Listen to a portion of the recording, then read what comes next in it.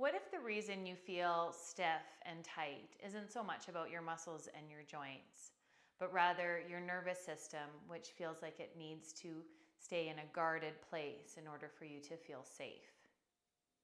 I'm Lindsay Williams of Functional Nature, and this is a creative little reset that you can do in the morning in order to connect with your breath, go through some gentle movement, and feel a sense of harmonization and realignment within. So we can start on our back, and we'll come into a little bit of a diaphragmatic breath. So it's nice here to have your knees bent. Maybe you want a cushion underneath your knees, or you can take your feet out wide, let your knees drop in together. And you might choose to have both hands on your belly, or one hand on your belly, one hand on your chest. And from here, we're going to direct the breath into the belly space. And just as much as we feel the belly rise, I want you to also notice the breath into the back body. So feel that fullness into your belly and back space. And you might feel that top hand rise if your hand is there towards the end of the inhale.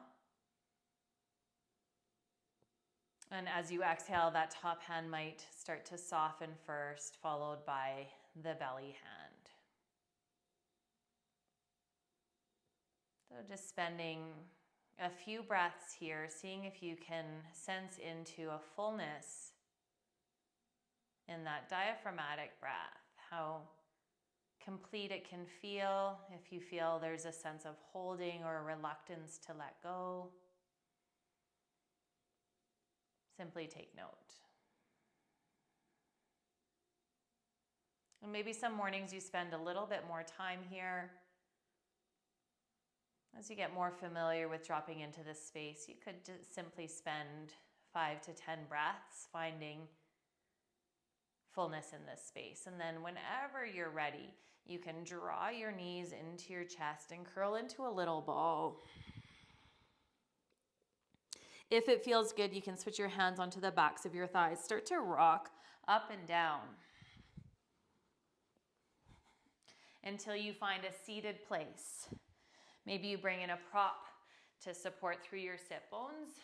And you don't have to do cross-legged, but whatever feels good for you. So you can have a nice long spine. Then take your hands onto your sternum, your breastbone, and just put a little bit of weight there. So we're kind of anchoring.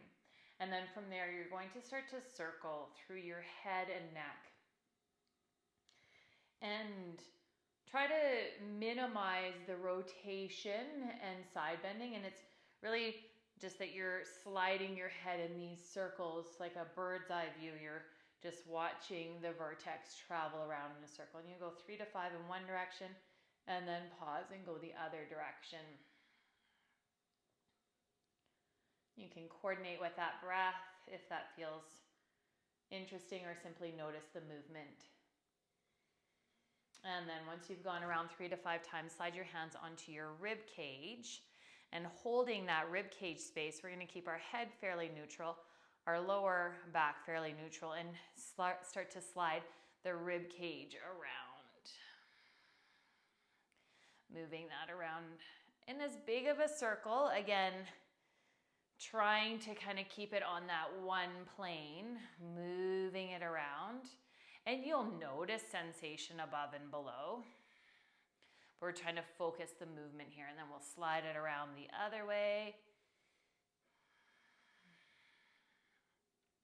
And when you're ready, you can bring your hands onto your knees, and we'll pull the whole spine together. So we've done our neck, we've done our rib cage, and then we're gonna go from the bowl of our pelvis and spiral it up to the crown. So we'll do these nice big circles, and this loosens up through the spinal column.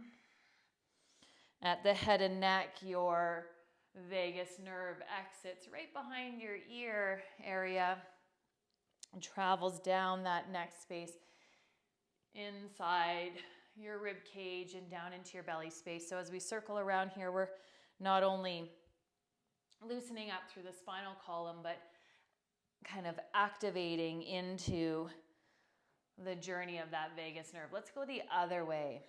And particularly if you can still sense into that nice fullness of your breath, belly breath. And roll it around. Not too worried about numbers, just feeling into the expression, the spiraling, the opening. Whenever you're ready, you'll come back to center. Roll over your knees to take a tabletop on your hands and knees. Press into your feet, and then let's roll through some cat-cows, inhaling open and exhaling, rounding. We'll do 3 to 5 here. Again, depending on how long you take to move from one to the other.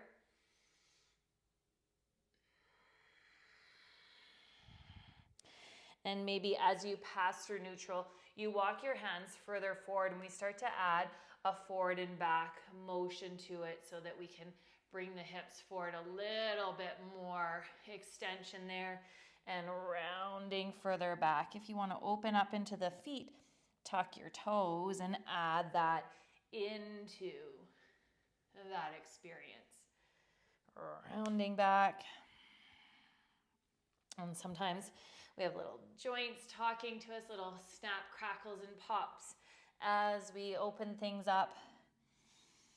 And as you come forward, this time we're going to play with a little bit of lateral movement. You'll scoot your hips over to one side and round back.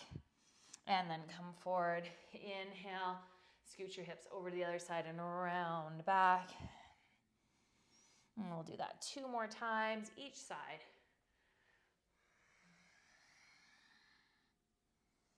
Remember, it's not so much about the numbers that you're getting, but rather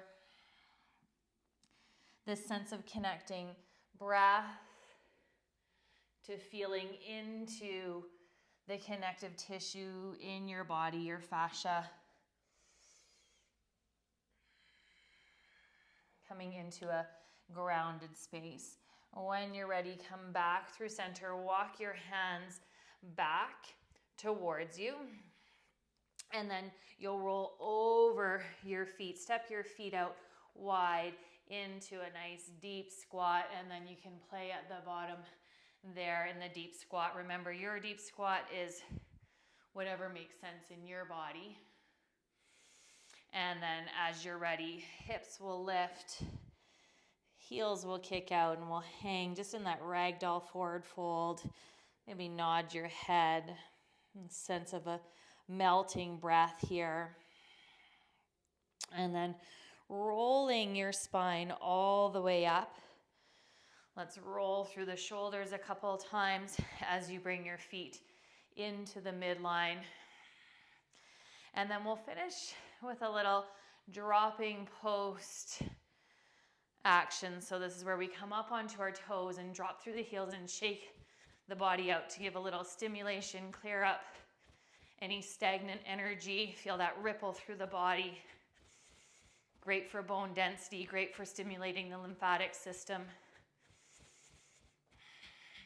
And you can do this for as long as you choose as you wrap things up. Some mornings, again, longer than others. And then when you feel that sense of completeness, you'll slow it down. And just take a moment to pause in that residue space